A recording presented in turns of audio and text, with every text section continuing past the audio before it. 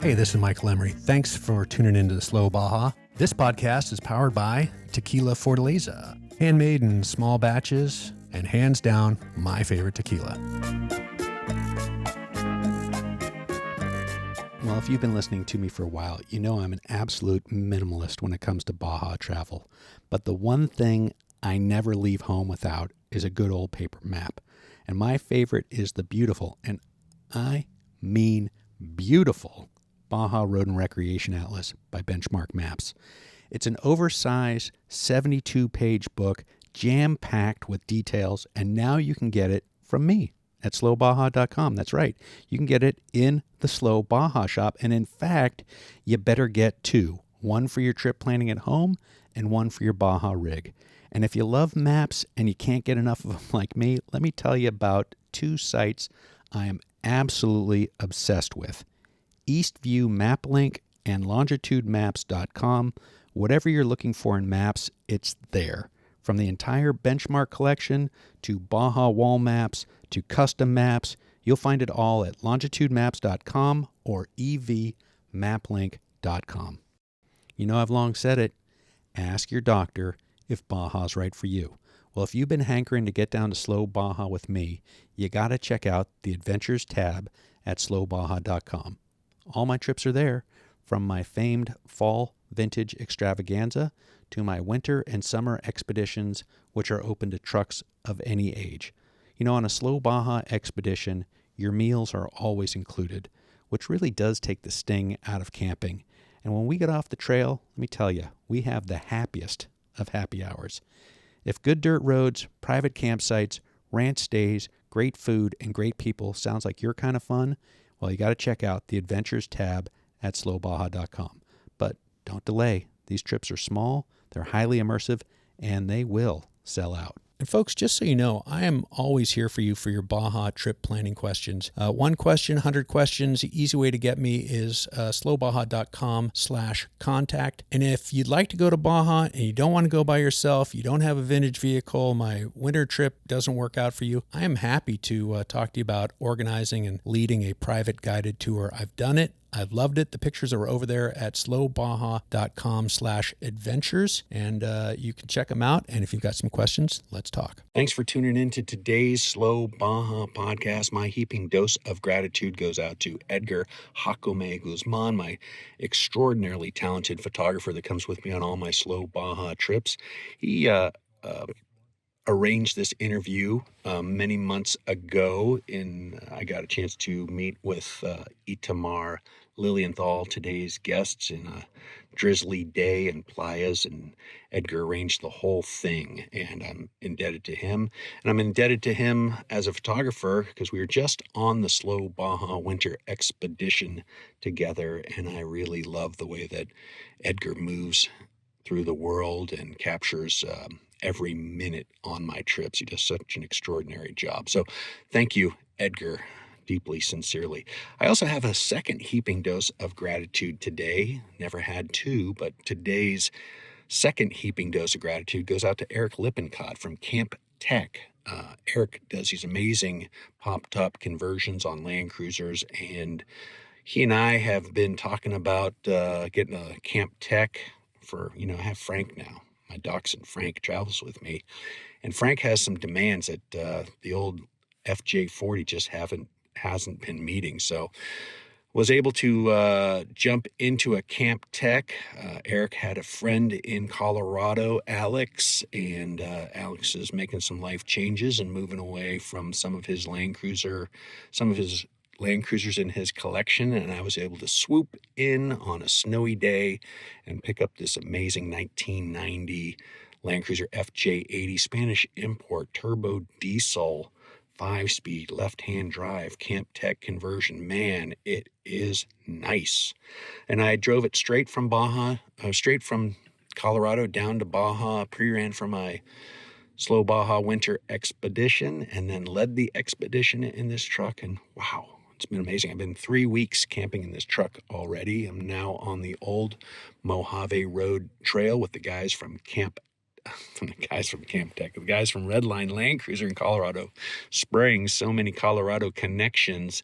And I've wanted to drive this road for quite a while, and I'm super stoked that I get to drive it with these guys. We've got 3 FJ40s and 1 Jeep Cherokee that's been in the shop or being repaired almost every day. Not saying anything about those Jeeps, but it's been a wonderful trip. And without further ado, Itamar Lilienthal, call him Ita on the Slow Baja podcast. Maybe, yeah, it's going to be like NPR. NPR, all right. Well, hopefully we won't get defunded. Yeah. Oh, Jesus Christ. My God. So one thing to know about me, I'm a closeted comedian, so a lot of times I'll try to make jokes. Some of them land, some of them don't. All right. Half of the time people don't even realize I'm doing a joke. I don't even know I'm making a joke, but I'm kind of one of those people that always goes for it. So you were the class clown, but you were also super smart, right? This is the thing. I never was good at education. Really? Like, I would say until recently that I did a master's. I did a master's in bioarchitecture in London, and that was like a post-pandemic, midlife or quarter-life crisis. Hopefully it wasn't a midlife crisis. Quarter-life crisis fiasco that it was the first time that I chose myself to be told what to do. Because before I was always like, if you told me to do this, I would do the opposite just to prove a point, Perfect, you know? right there.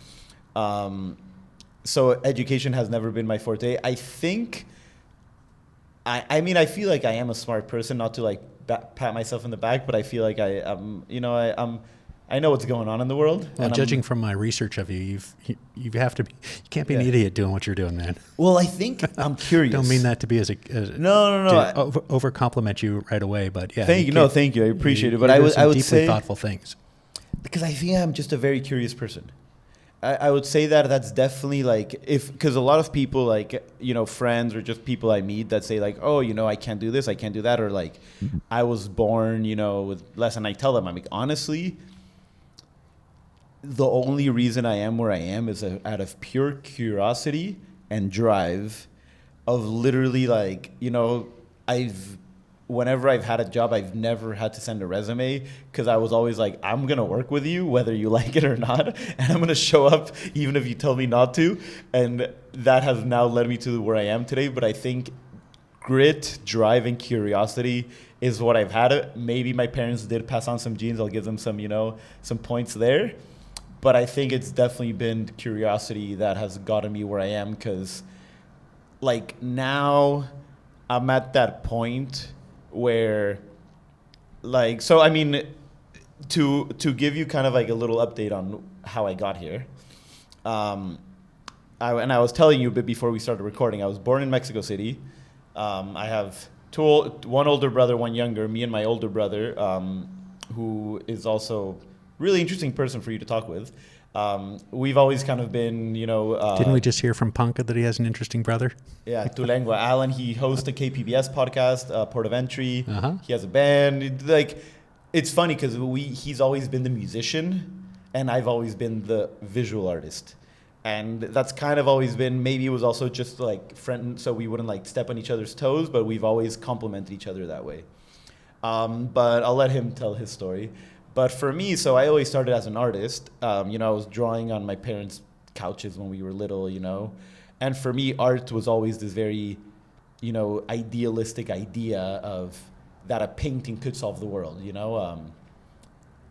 And I still love painting, I feel like if I was at peace in every sense of the word, whether it was financially, environmentally, health-wise, painting is a very meditative process for me.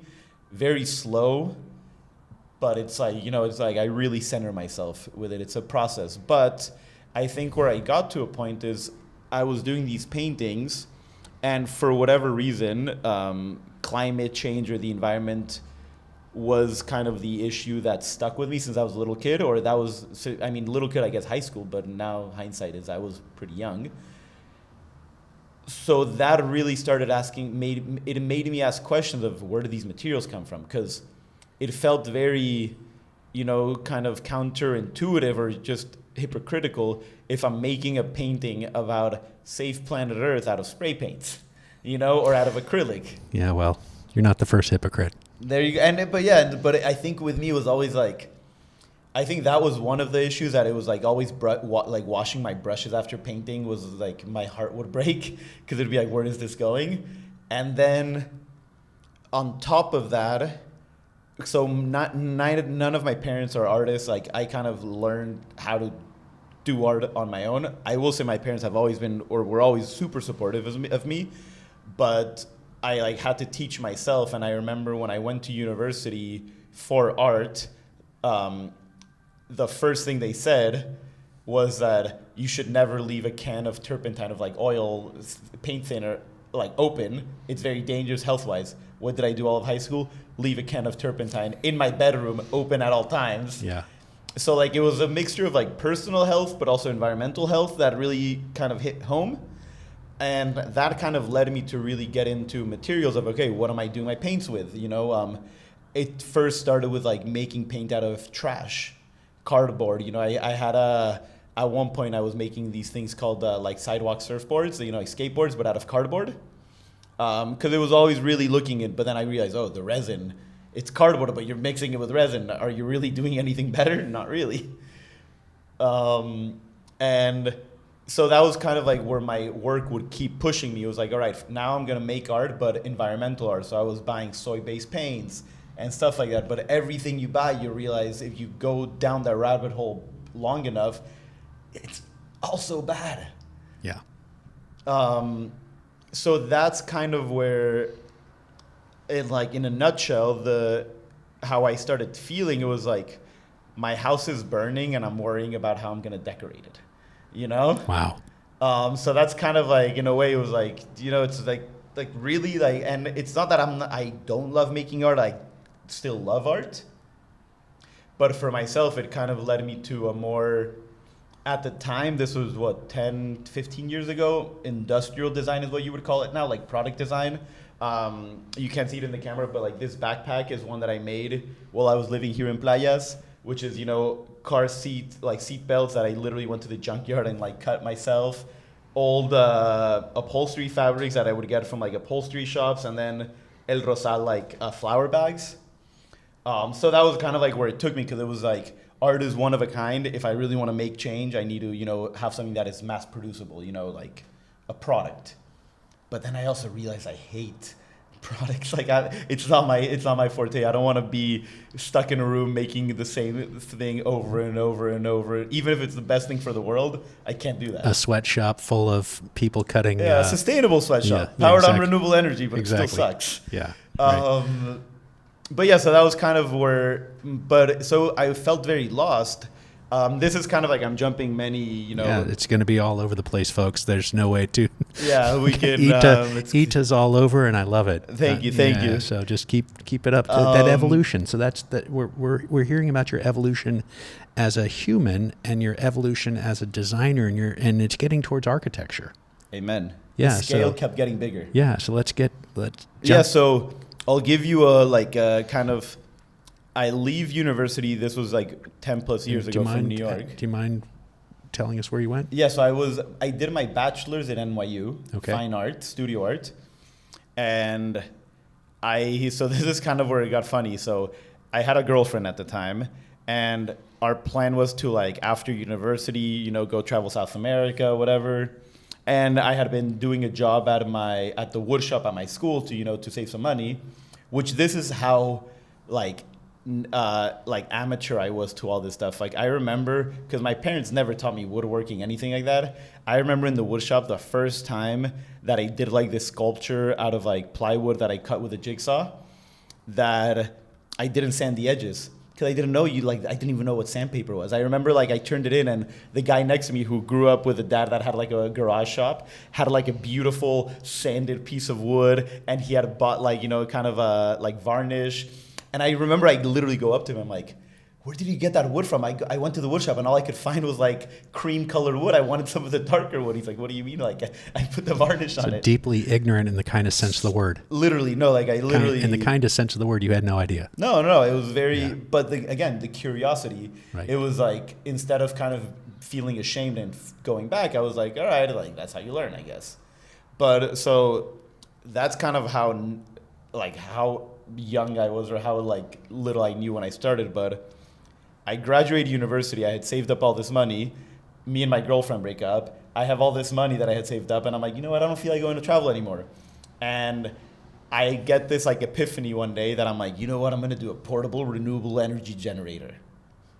Just like, why not? This is like the archives. You can't even find this on the website because it's like old. But I was like, yeah, how hard can it be? You know, I'll make like kind of like the most beautiful thing to charge your phone out of solar energy. And I'm like, yeah, I'm gonna move to San Francisco, and just do it. Like it was at the time where the startup fever was. You know, it was like everyone wanted to go to San Francisco to have a startup and stuff. So I go there. I work at a makerspace. I keep learning fabrication techniques like CNC, like millings, laser cutting. I keep realizing that energy is really hard, and and this is one of the things that I keep telling people now, that a lot of people have very good ideas, but they're not realistic. And that's something that I tell myself every time. I can sell you something that's going to make you be like, oh my God, that needs to be. But if you don't have enough surface area on a roof, no matter how much you want to, or if you don't get enough sun, you're not going to generate the energy necessary. Right. And that's something that I realized, like in order to have something that can power your phone and solar energy in like an hour, you need a huge solar panel, and not something that's going to fit in your pocket. Huge mirrors that pop out that concentrate it. Yeah. Exactly. And that also got me into fog harvesting, which is the same thing, because now fog harvesting here in Baja, which I will say, Ensenada, huge on fog harvesting potential. Not that easy though. A lot of people see something on the internet, Instagram, they're like, oh yeah, like let's do it. Like just this morning, we went to go see this plot of land down in Valle, and they showed me kind of like these renders that a previous architect had done. And yeah, he just puts like, oh yeah, we're gonna have a fog farm. And I just look at it and I'm like, that's cute, but that's not gonna work. You need to worry about altitude, wind speed, like all these things that, and I'm not saying that it can't be done. Like I'm not gonna be one to be like, oh, it's not doable. I'm all for pushing your dreams and being like, but you gotta be realistic. It's another thing that now with like biodesign, one of the holy grails, which I also drank the Kool-Aid of, and I was very stoked on it, is like bioluminescent trees. So this idea is that just how you have like bioluminescent algae or like mushrooms and stuff, you could genetically like synthetically engineer like an organism to shine. And I'm like, oh my God, that's cool. Like imagine if you had like a park where instead of lamp lights, you had trees that glow at night. Like how cool is that? That's like Avatar. But again, the curiosity drove me down the rabbit hole. I'm like, I need to figure out if this works. And I met a guy when I was living in San Francisco who was actually trying to develop it. And what happens? It's the same thing as solar energy. A plant can only shine as bright as the energy can absorb. And if a plant can only absorb X amount of energy, it can only shine a certain brightness. No matter like this idea that you're gonna have a tree that glows as much as the sun, not that it can't be done, but it can't be done, it's hard. Which I'm all for, like people are continually doing it, but you gotta be realistic about that. Right. But anyway, so I go to San Francisco. I weirdly enough meet this guy who's like a big shot MIT engineer, crazy dude. He has a company called Other Labs, Saul Griffith, who like, I feel like you would like him. He, when he was at MIT, he's an Australian guy. He was a big kite surfer, but he did kite surfer, but instead of like on a surfboard over ocean, it was over a frozen lake. So it was like a surfboard with like a blade and a kite. Wow. And let's just say he's gotten a lot of surgeries done. I would imagine. He's broken a lot of bones. Yeah. But he's a dreamer. He's a crazy one. He sold a company to Google of like generating energy with like kites like in the sky. So it's like wind power, but so like kite energy. So I go to work with him because I see that he had developed. So at this point, I had given up solar energy. I'm like, if you want to do this at scale, it has to be like hand crank. And he had actually done something like that, and he told me like it can't be done. Like the numbers just like, I like your energy, but it can't be done. Like the numbers just the math won't add up. But he's like, if you want, you can come work with me and like learn. So I'm like, yeah, giddy up. I go to work with him for a couple months. And that's when I got like, very grounded because I was around very, square engineers that it's like they're not even going to dream if the numbers don't even let them dream in the first place. But when I was there, I realized that there was this guy, Phil Ross, that grew furniture and stuff out of mushrooms. This was back in like 2014, before like biomaterials was even a thing. And I'm like, I hit him up. I was an intern in this company. I hit him up. He thinks I'm like a big shot there. I'm like, yeah, come in. Like we should do a project together. He comes in, does a presentation, then he realizes I'm an intern. He's like, what the hell? He goes talk to the big guys. The intern. But I'm telling him, like, yeah, dude, I got to work with you. Like, you're like, this is the future. Like I've got to work with you. And I leave the other job that actually paid to go to this startup that was next to bankrupt to basically get paid next to nothing. But I'm like, dude, I need like, this is the future. So for like a year, like it's like 3 people in a garage in like right above, not the Mission. I haven't been, not a Nob Hill, Noe Hill? Noe Valley. Around there. Valley, yeah. It was Grand View, it was somewhere there. But anyways. Just up the hill from the downtown part. Exactly. So we're in a basement there, just literally like getting bags of mushrooms of reishi, Ganoderma, breaking it up, putting it into molds, and trying to create like a mushroom leather. And that was fun. It was a lot of learn, but again, I realized I'm not a good employee. Wow, we've traveled pretty far. Yeah, so, right? Born in Mexico City. Yes. How old were you when your parents brought you to 6. to San Diego? 6. And you have some siblings. Let's talk about those for just a second. Yeah. So my older brother Alan, he's a musician, creator. He's in real estate, does music, has a podcast. He started a podcast similar to like kind of what you're doing, that he just like interesting people he wanted to talk to. And then one day KPBS is going to be doing a podcast on cross-border stories. And they're like, hey, do you want to be the host of it? Yep, So I've listened to him. Oh, there Didn't you go. know it was your brother. Yeah, there you go. There you Our go. voices sound very similar. Yeah, all right. So he does that. And then our younger brother, Dan, he is living in New York right now. He started a music app called Untitled. It's for like unreleased music. And he's killing it. Awesome. Like probably most musicians that you can hear have used it or are using it. So you come from you have creative siblings. Yes. And how do you navigate both sides of the border? You're here now in Tijuana, yeah? You live here? I live in Valle de Guadalupe at the moment. Okay. Ensenada Valle. All right. I honestly, so after this interview, I'm going to go back to San Diego because just to see the family for a bit. They're actually taking care of my dog right now. All right.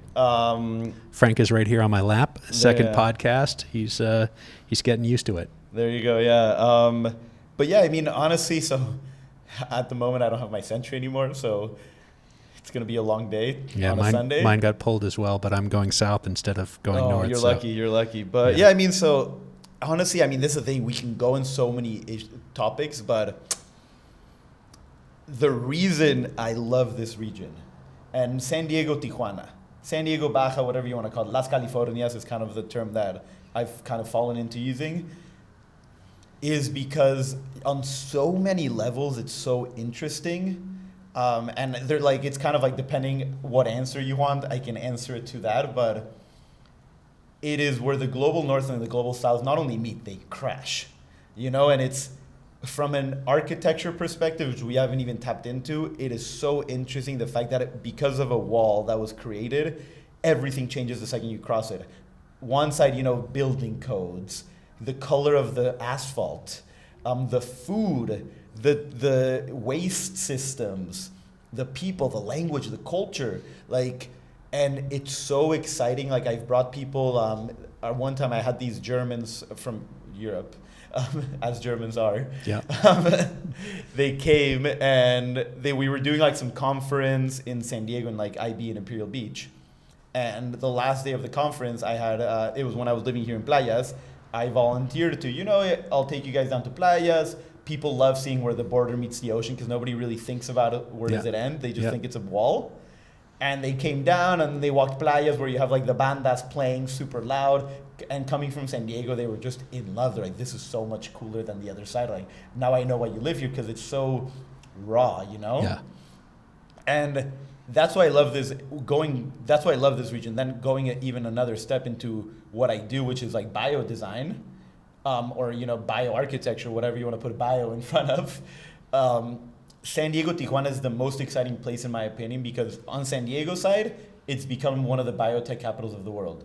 You have all the new buildings like Horton Plaza, et cetera, that are getting retrofitted or being built from scratch to be state-of-the-art biolabs. Generally, it started for healthcare, but things evolve. And then on the Tijuana side, you have a lot of space where you can actually put these ideas into practice. You have more like loose regulations where you can actually do stuff without all the due diligence and permits you would have to do in San Diego. And a lower price point. Exactly. Yeah. So here there's no other place where you have, like, we all know the benefits that you have from the global north and the benefits you have from the global south, but there's no other place that these two benefits are a drive away.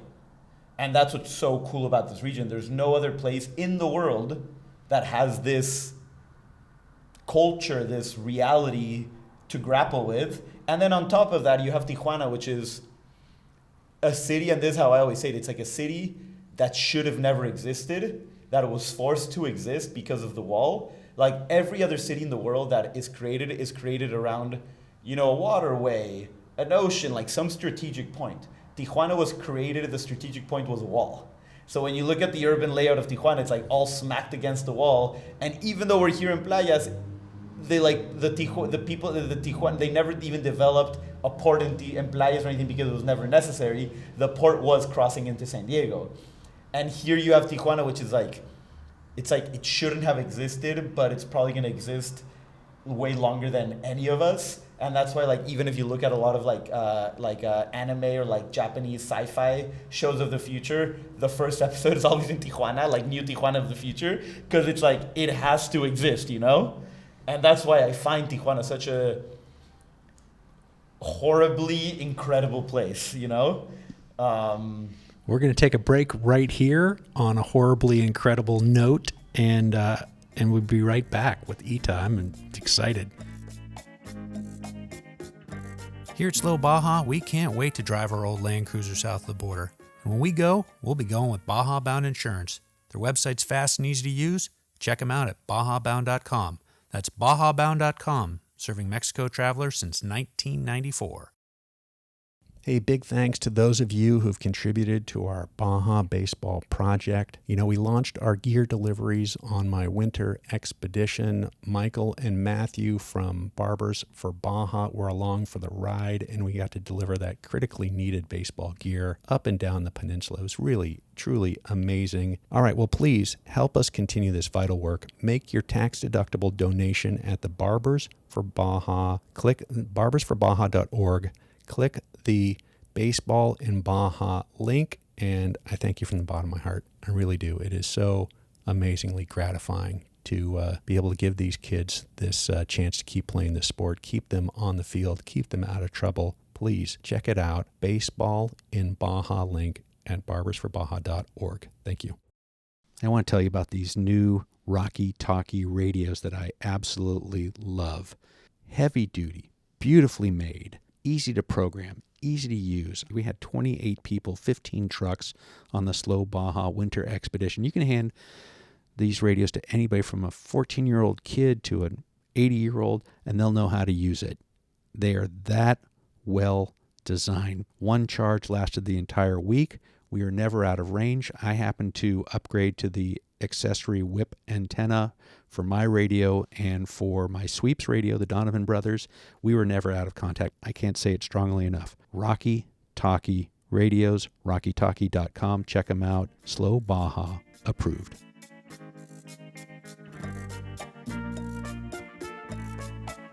We're back. We're back with Ita. We're talking about we're talking about everything, man. Yeah, there you go. We're talking about everything all at once. It's a little bit like Tijuana.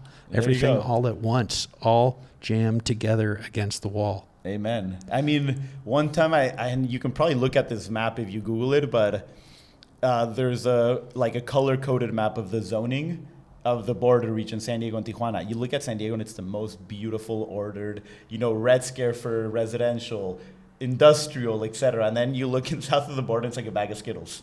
And that's what I love, you know. I had a taco shop walking distance from my house when I lived here, which in San Diego, I have to take a car. Yeah. And it also sucks because I will say from like a urban development standpoint, having industry and residential so close together is really not healthy for the individual. Like San Diego, this is the thing about San Diego is, Right there. Okay. Like San Diego is the kind of place where you are in paradise all the time because it's so well designed that you will never see something you don't want to see. Tijuana is the opposite. You can be having the best day and then you'll see something that breaks your heart and you're like, there's no way to ignore it. You know, it's smack in the middle in your face. Yeah.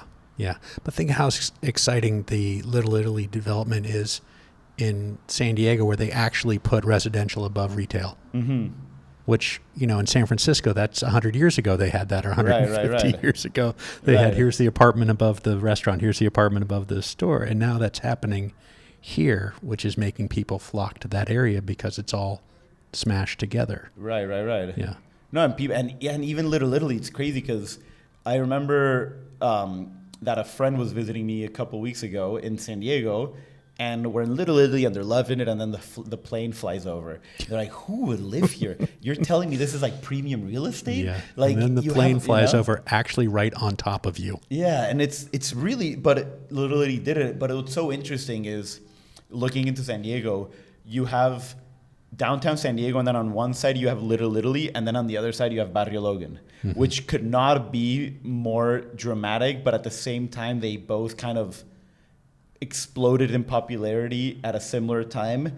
But the way each of them chose to kind of take that popularity and develop is so different, and they both have their own value in their own sense. But it just shows like, yeah, just how different things can be. And then you have Tijuana. Yeah. Hey, let's talk about your work. Okay. Your work. Your projects. Okay. Seaweed lampshades. Earth. Right. You're using the earth, and I mean, why am I putting words into your mouth? Explain to me what you do, young man. All right. So, okay. So you do some pretty amazing stuff. Thank you. Yeah. I mean finally, it's catching up. I just gave a workshop on, this is probably one of my favorite stuff that I've done to date. It's a material made out of beer waste. And that one is really exciting because without going too deep into geeking out, so when I started with biomaterials, the first one I did in San Francisco, which my boss at the time called hippie shit, literally because it was fallen leaves. I'm walking around San Francisco and you have all these leaves that fall down. They get thrown away, and I'm like, this is like an incredible material. Like, well, we compost them in San Francisco. But even they truck them 100 miles away and then compost them. Yeah. So I'm like, okay, let's try to do something with it. So I remember I was like collecting all these leaves. I was living in like not Noe Valley, I don't remember. Dubois Triangle. Triangle. Yeah. Great area. Dubois Triangle. But anyways, and at the time, and this is what you'll see with a bunch of biomaterials, like they'll generally find some form of ag waste and then use the same types of binders to bind it all together. And these binders are generally bought at a store somewhere, industrially produced, and that can be cornstarch, alginate, which comes from seaweed, etc. So even though you think you're doing something new, you're not really. Like, I like the energy, you know? This material with beer, what I've discovered is I found a way to process the spent grains that comes from the brewery process, for them to, after like cooking them for a long time, they produce their own glue. So I've created these materials that are 100% beer. No other stuff added, you know? And that's why I'm super excited about it, because it has so much potential, and beer is one of these things that is found all across the world. It's made all over the world. It's like, I call it like an urban vernacular, you know? And generally it's in like hip areas where it's maybe more affluent, it's in a warehouse, so they have the space to develop these other byproducts out of their stuff. And historically they would send all their waste to farms, but as the world gets more urbanized, breweries get more urbanized, the farms go further away, it gets more and more expensive and environmentally less attractive to ship them 100 yards or 100 miles, sorry. Yeah. 100 yards would be very easy. Yeah. 100 miles. 100 miles different. But yeah, so seaweed, so that's kind of where it also connects with seaweed. Like, we've all been at the ocean, we're hanging out at the beach, we see seaweed, we touch it, it's sticky. That's alginate. all the alginate here in San Diego, and it's still around. We had a company called Kelpco. They've now transitioned to other stuff, but it was like the biggest like harvester of giant kelp in the San Diego region. It was like a huge company. They were based in Barrio Logan. And like everything, probably toothpastes, ice creams has alginate in it because it's a thickener. But that is basically the sticky stuff that the seaweed has. So what I realized was like, okay, cool. Instead of introducing alginate or some form of glue, what if I use heat and like press them together? And that's how I started developing the seaweed material. Wow. And I will say, this is the thing. It's like, whoever's listening in the future might sound very inspired. And I will say, as excited as I am, I also know how hard it is to actually do it, because I can come in and show you a little prototype. Now, if I need to produce it at scale or at a consistent quality, that's when like the real work comes in. And that's kind of where I've humbled myself in the last years as I get older. And same with building. So I had my own design firm, which is now an architecture and design firm, Casa Tamarindo, which I started back in 2017. So I came back from San Francisco when I realized I wasn't a good employee, that if I wanted to really do what I wanted to do, I needed to be my own boss. So I moved back down to San Diego, Tijuana, start this binational design house, which we were doing product, stage design, stuff like that. Pandemic happens, everything freezes up. And I'm like, okay, if I'm going to be able to do like a 180 in my life, now is the time. Because otherwise, generally when you're your own boss or with anything, you have to be thinking at least 6 months in advance for projects. And now I don't have any projects. So I'm like, I've always wanted to do architecture, but it was always something that was like shoulda, coulda, would've. But here comes a pandemic, and I remember I Googled one day, best architecture schools in the world. And I find one in London that I had never heard of. Now I know it's one of the best in the world, Bartlett in UCL, University College London. And they have a program called Biointegrated Design, which is a master's in architecture that I qualified for, because I don't have a bachelor's in architecture, so most schools wouldn't even take me. This one takes me, and it's exactly what I want to do, which I've been doing, but thinking about it in the architectural scale. I moved to London. I focus a lot in kind of like passive bioclimatic design, kind of how you can, like for me, this is again another thing, but my passion and my dream is designing spas. That might seem like, why spas? I'll tell you why. I'm glad you asked. So if you look at before the Industrial Revolution, before the Industrial Revolution or before the invention of air conditioning, most cultures around the world had developed very ingenious ways of creating spas, like the Romans, Moroccans, North Africa, Mexico, etc. And all of these were natural ways of creating high humidity places, cold, etc. AC comes along, all that goes out the window. We've all of a sudden can just do a building, and if we put in the AC, bam. But now with the environmental and stuff, a spa, when you have to create a sauna of certain temperature next to a steam room, next to a cold plunge, if you can find a way of doing that as passively as possible, that is the holy grail. And on top of that, you get to relax. So that's kind of why I'm so kind of excited with spas, because it's like it's a very small controlled space to try out wild ideas that if they work there, you can then put them into bigger stuff like buildings, etc. But that's kind of what I focused on when I was in school, just simulations, computational design, etc. And then I realized after school, I'm like, I was happy to stay to live in London. I'm happy to be an employee at least a couple of years, etc., because I would have needed to get a visa. But then I realized, because I'm not an official architect, I would have been like the assistant to the assistant to the assistant kind of thing. Designing dental offices. Literally, and getting paid next to nothing. So I'm like, honestly, but I'll do it. You know what I mean? Like, I'll humble for a couple of years, learn a little bit. And I come back to San Diego one day, and I was going to do the seaweed lamp, which was the first time that because I had been marinating. I had already developed the seaweed material, but I hadn't really explored it at the giant scale that I wanted to. So I'm like, I'm going to move back to San Diego for 2 months, stay with the family while I'm looking for a job in London, do this lamp, and then go back.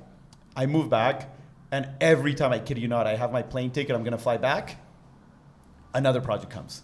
Another project comes, better than the one before. And these projects are getting into the architectural scale, which, not being a licensed or like a traditional architect, I'm like, this is a dream come true. I'm getting better projects than my professors back in London, and it's in a place that I love, and I know this area.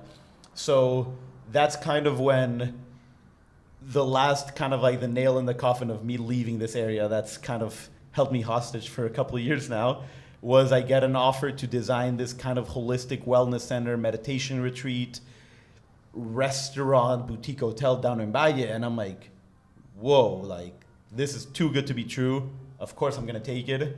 So what do? I move down to Valle, rent a little Adobe house that's like 100 years old and kind of just, again, go for it. No idea what I'm doing. It's been a lot of lessons learned and what I've realized, it's like, I'm not scared or the part wasn't that I don't know how to do architecture. I don't have good ideas. But when you go to a traditional architecture schools, they teach you how to present stuff, the standards, the line weights, all the stuff so that when you give them to another architect or a builder, they can read it. And for me, not having been taught that, I was just kind of, I guess I'm just doing what looks cool. Now I've learned. You're a musician who doesn't read music. Exactly. But you can improvise like hell. And it's weird because the best architects are non-trained architects, like in the world today. The ones that we admire are not, but at the same time, architects are very exclusive about who they let into their club. Because to be fair, they've worked up to 10 years to get their license, and now here I come being like, hey guys, I'm one of you. And they're like, no, you're not. There's so many stay-at-home dads in my life in San Francisco who are architects who had a wife with a really good job. Right, and then the architect had to stay home and raise the kids. There you go. But back to the creativity that you found in the Valle with your projects. Just talk about that region and how your work has found a home there. So I will say that I feel that the home, and now even with the other projects we're doing, is all of Baja. Because even when I was in London, I was getting high off my own supply of selling people on Baja because, like, dude, like, the future is in Baja. And Valle right now just happens to be kind of like the first place where it's really happening. But yeah, I see myself kind of, I would love to build kind of like a castle in the middle of the mountains in Baja out of like the rocks that I found. But yeah, I think Valle is an exciting place right now because you have a lot of, developers that are kind of competing with each other to make the coolest project available. And they both want to be sustainable, or at least pretend they're being sustainable. So they're willing to push these ideas, and they're willing to sponsor these ideas and explore them. I will say as I've been working on this project for a year, and it's an incredible project. It's called Ayeka. And since then, I've gotten other projects because of that. But if there's one thing that I've learned, I've been hugely humbled in the last year. Because again, coming from school or coming from, smaller scale projects, I can sell you on an idea. I can sell you on a spa that's bioclimatic, that's going to be incredible. Executing it, and it's not only executing it, because even if I am, which I'm not, but let's say I am like the most, genius person in the world that knows everything, knowing how to delegate, finding a team, training the workers to build with these materials, having the confidence, there's so many layers to it that it just makes you realize that when you do see an architectural project actually be successful, you're just like, hats off, because not only was the idea good, the execution, like the state of the world, the costs, and I will say that I'm more invigorated than I was before in the importance of these things that I'm bringing to the table, because even in the last year, as globalization is coming to an end, the prices of these materials that used to be the cheapest option, building with concrete, even wood, everything is getting more expensive. So if you can find a local supply chain of better materials that also happen to be more sustainable but are more like predictably delivered, it's a huge opportunity. And that's kind of where Valle is, because you're kind of in the middle of nowhere. A lot of people, projects that, that's kind of where I know, I've seen a lot of projects that when you look at the original renders, they would have been masterpieces, beautiful, beautiful, beautiful projects. And then the finished piece is, And the reality is hit. Yeah, because I think a lot of developers don't realize how hard it is to build in Valle. You have rocks, you have to build all the installations, terrain. So it's such a headache that by the time you actually get to the building, you've spent so much money just to get there that you have to cut corners and do something you're not proud of. And that's also something that I've realized, like with this project, that I can honestly say I have the best intention, but even with me having the best intention, there's so many things that can go wrong that can force you to cut corners, even if you don't want to. So that's why also that if I see someone that has a project that isn't so good, I don't attack them anymore. I'm like, I'm sorry. You know what I mean? I was young at one point. Now I understand how hard it is. Because it's especially when you're in academia, it's so easy to criticize the state of the world and be like, oh yeah, everyone's doing it wrong. We're the smart ones. But then you're like, yeah, of course, because you've never built anything. Yeah, exactly. As we're sitting in a structure that's repurposed out of a shipping container with wood that looks like it came out of pallets, maybe. Probably. Rough cut lumber. Yeah. Well, what's keeping you busy now? You're still on the spa project? So this project... Are you able to tell us the name of that? It's Ayeka, Ayeka. Okay. Integrative Center. You can find that on Instagram. So my work there is coming to an end. I helped, with the design of the spaces. I helped them introduce some building techniques. We got so compressed earth bricks, I think, is the future. Because it's like Adobe, but unlike Adobe, where you generally use a higher water content and you need clay-y soil, earth bricks, you can either have clay soil or more sandy soil, and it uses less water. And it was kind of a technology that got invented in the 80s, that basically you have like a press that compresses earth at a very high power to produce these very strong bricks that hold together. And you generally put 8% of cement or lime as a stabilizer to make it waterproof. So I think that's the future, to be honest, because it's local soil, easily produced, consistent quality. Adobe has, a higher learning curve, or, it has its own issues. Because most of Valle is built with Adobe. Old school Valle was made with Adobe. That was the original structures. And if you go to Valle, driving around, you will still see remnants of that. Yeah. So that's done. Right now, on one side, I'm pushing the biomaterials, but that's kind of the thing, is I know how hard it is. If I wanted to get this beer material standardized and get regulated for building, it would be a headache. And I don't necessarily know if that's what I personally, Ita, wants to do. If there's any people out there that want to partner, I'm all for, but that's not where my curiosity lies. I like developing these materials and doing my own experimentations, and if they work, then we can push it that way. Yeah, and are you a little bit of a mad scientist on your kitchen at home? And I'm a happy scientist. Happy scientist. I'm a happy scientist. Happy scientist. That's good. Yeah. Good way of putting it. Because that's also the thing. I started doing stuff in my kitchen. And you're stopping next to the brewery and saying, "Hey, can you give me some of that stuff? I have an idea." Oh yeah. How much of it do you need? Oh, they always want to give me more than I need. Yeah. I'm like, no, I'm good right now. Our scale isn't there yet. I remember a couple of weeks ago, I was at Karl Strauss, because now I know which breweries have what I need. And I remember I jumped into the trash container, thinking it was when you think something's only 2 inches deep. And I remember I jumped in and the grains went all the way above my knees. And to this day, I have some Vans shoes that are just covered in beer waste. So I think on one end, I'm pushing the architecture and getting very humbled in terms of that. Even if I know something isn't the best way to do it, sometimes you kind of have to do it that way because of costs, times, etc. But at the same time, I'm pushing the development of biomaterials. And right now, we were actually looking in Valle to start kind of a school research lab place to do all this stuff and kind of open it to the public. Very similar, you being from San Francisco, He Ceramics in the Mission? Sure, of course, yeah. Well, from Sausalito originally. Right. But the place they have in the Mission that has the factory, and then you have a cafe, showroom. That's kind of the stuff I would like to do in Valle, or honestly anywhere, even in Tijuana, to kind of be creative in how can you make the money to keep the lights on without feeling the pressure that you have to sell a certain amount. Kind of find different revenue streams in that sense. Because a lot of the research is I can make you a beer material, but that doesn't, even if I tell you this could eventually work to build a house, I wouldn't feel comfortable building you a house like that until I'm sure that it's going to last. And having a research lab where you are allowed to fail is kind of the next step. And I really want to I have a friend from LA that has a robot. So we want to bring down a robot to do 3D printing with it and stuff.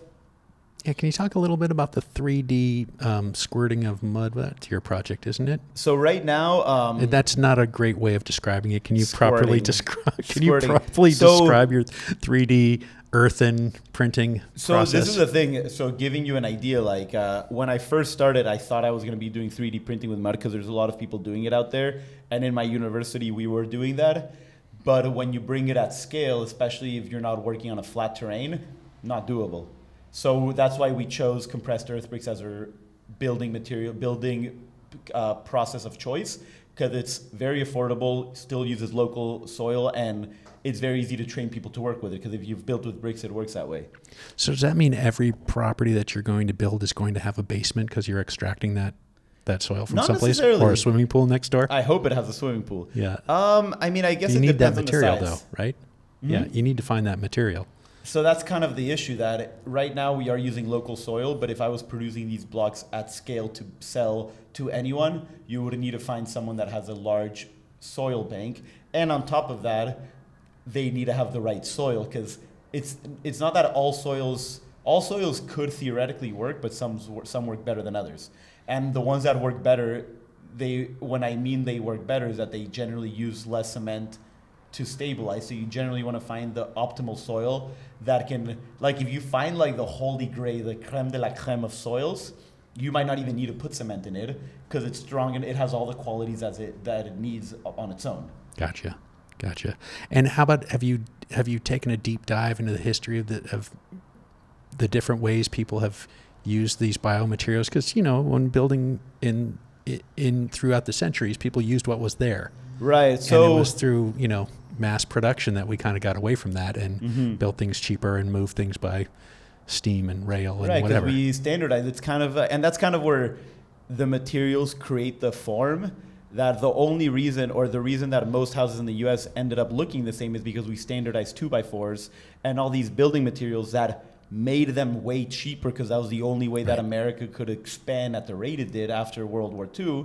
But it also limited the potential of ideas of forms you could create, because you want to work with and also now it's like, if I'm going to build a house and I'm buying a piece of wood that's 8 foot long, I'm not going to make something that's 9 feet long, or I'm not going to do something that's 7 feet long, because that will create 1 foot of waste. So you want to, but it ends up creating forms that look very similar, which that's kind of where 3D printing so right now, and I was actually in the workshop I gave yesterday, we've always had biomaterials, like even building with earths.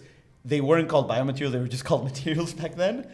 When I talk about biomaterials, I think and it's more of just to keep it like semantics, to kind of like separate history, is that biomaterials, on one end, they'll use agricultural waste that is generally like industrially produced agricultural waste, or they'll use some form of new technology to process them. So like the seaweed lamps, if it wasn't for a heat press, wouldn't be able to do it, The beer waste, if it wasn't for blenders, it would be really hard to achieve that in manual terms. You could do it, but it would be so much manual labor that it wouldn't make sense. And then on top of that, when you look at mushroom materials or living materials, that's kind of when you're working with like algae, fungi, bacterias. That's kind of that you're creating like a lab and growing these materials into their final form. Like the holy grail of biomaterials or bioarchitecture would be that a tree would grow into a house. That you would either synthetically program the genetic code of a tree, or find a way of using like humidity and temperature, just how like you'll see a tree that is completely horizontal because the wind was hitting it that way. That is a form of like environmental controlling. So if you did that in a controlled scale, which now because of data, that's kind of one of the things I did in university, because now we have so much climatic data of kind of humidity levels, temperatures, etc. You can be back in the day, if I wanted to, let's say, build you a house in the middle of Baja or whatever, and you wanted to be like, I want to optimize passive ventilation, sun, etc. I would probably need to observe that house very detailed for a year to understand how everything moves. But now with climatic data, you have that data and you can simulate it. And you can be like, what is this house going to look like in June 6th at 11:32 p.m. which is really cool because going into design, just how the Egyptians built stuff that during the solstice, the light would hit a certain way. Now we can actually do that way easier because you can simulate it. Right. But yeah, so that's kind of where I am. It's like on one end is we're looking into vernacular building techniques that have been around for millennia and using computational power and computational tools to rediscover them and reinterpret them in ways that before, either through a lack of data, lack of whatever, to kind of take them to the next level. So that's kind of where I'm very excited in the times we're living in. All right. Well, I think we're going to leave it right there. But where's the best place for folks to get a peek at what you're doing? You can come to Valle de Guadalupe, come to Baja. Yeah. You can find me on Instagram at Casa, as in house, CASA. I call it a bottom dash, but I think the underscore. Tamarindo, TAMARINDO. Casa Tamarindo. Tamarindo. And I will say as a quick caveat. An underscore in between. It'll be in the show notes. Underscore. The reason it's called Casa Tamarindo, aside from my name being Itamar, and Tamarindo is because Tamarindo is, most people don't know this, but when the Arabs came to India, they saw the tamarind tree and they thought like, oh, hey, it looks like a date. A date in Hebrew or Arabic is tamar, which is what my name means, island of dates. But when they got there, they're like, oh, it looks like a date. So it's like the tamar, the Hindu, the Indian date. But then, fast forward hundreds of years, the tamarind comes to Mexico and it becomes a staple of our culture. You know, it's an identity. And what I love about it is that it's this one thing that is so local of our culture, yet so global. So, yeah, which is kind of what I try to do. All right. Well, Frank's getting squirmy. We're going to call it right. We're going to call it right there. Ita, thank you so much. Thank you so much. Thanks for inviting me. What a delight to have you on Slow Baja today. Thank you. All right, we did it. I hope you like that podcast, that conversation. Ita's a really interesting cat, and I don't say that lightly. He is really interesting. I hope our paths cross again soon. He's in the Valle de Guadalupe, and last I saw, he's got a little vegetarian taco stand going that he is running. So, Ita, thanks for spending some time with Slow Baja. All right, well, if you like what I'm doing, I'm trying to do it a lot more, and I'm in search of a podcast producer. That slot is open. Sam has been filling in, and thanks, Sam, for coming back around and getting these shows out. But if you've got the skills, audio, visual, want to be part of the Slow Baja world, shoot me a DM. I really need to ramp up the shows. I've got some shows that I'm recording and some shows that are in the can, as they say, and need to get them out. It's been very difficult to get those shows out without a regular producer. So if you've got the skills and you want to be part of the Slow Baja world, shoot me a DM through slowbaja.com. And while you're over there, you can drop a taco in the tank. You can go to the store. There's some new shirts, some new hats. Stickers are still in stock. So drop a taco in the tank. Get that Ask Your Doctor If Baja Is Right For You sticker. That's the only way you can get it. And support this show in year 6, 170 plus episodes.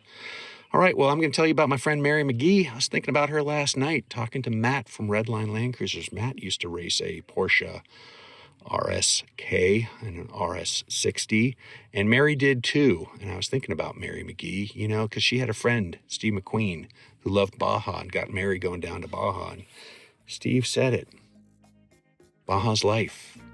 Anything that happens before or after is just waiting. You know, people always ask me, what's the best modification that I've ever made to Slow Baja? Without a doubt, it's my Shieldman seats. You know, Toby at Shieldman USA could not be easier to work with. He recommended a Vario F for me and a Vario F XXL for my navigator Ted. His Ted's kind of a big guy, and Toby was absolutely right. The seats are great and they fit both of us perfectly. And let me tell you, after driving around Baja for over a year on these seats, I could not be happier. Shieldman, Slow Baja approved. Learn more and get yours at shieldman.com.